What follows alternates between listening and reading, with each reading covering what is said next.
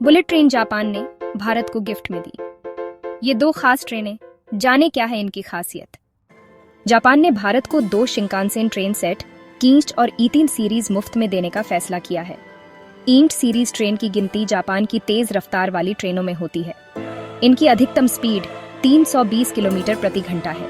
ये ट्रेन 2011 से जापान में चल रही है। भारत की महत्वाकांक्षी प्रोजेक्ट बुलेट को एक बड़ा सहारा मिलने जा रहा है। जापान ने भारत को 2 शिंकानसेन ट्रेन सेट कींच और ई3 सीरीज मुफ्त में देने का फैसला किया है। इससे Mumbai Ahmedabad high speed rail corridor की टेस्टिंग और निरीक्षण में मदद मिलेगी। ये ट्रेनें 2026 की शुरुआत में भारत पहुंचेंगी।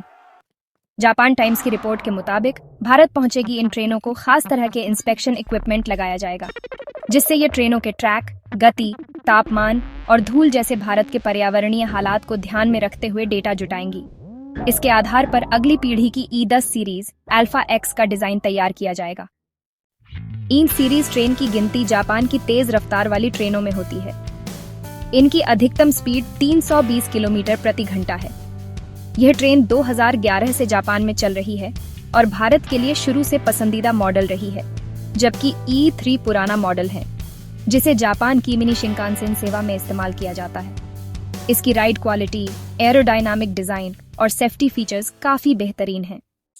जापान के इस कदम से ई10 अल्फा एक्स की तैयारी में तेजी आएगी, जो भविष्य में 400 किलोमीटर प्रति घंटा तक की रफ्तार से चल सकती है।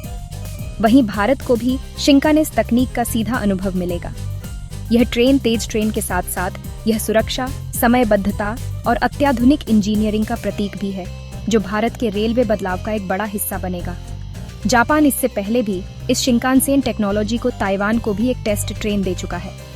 जापान इंटरनेशनल कूपरेशन एजेंसी इस प्रोजेक्ट को 80% तक के लोन से फंड कर रही है, जिसकी ब्याज दर सिर्फ 0.1% है और भुगतान 50 साल में करना है।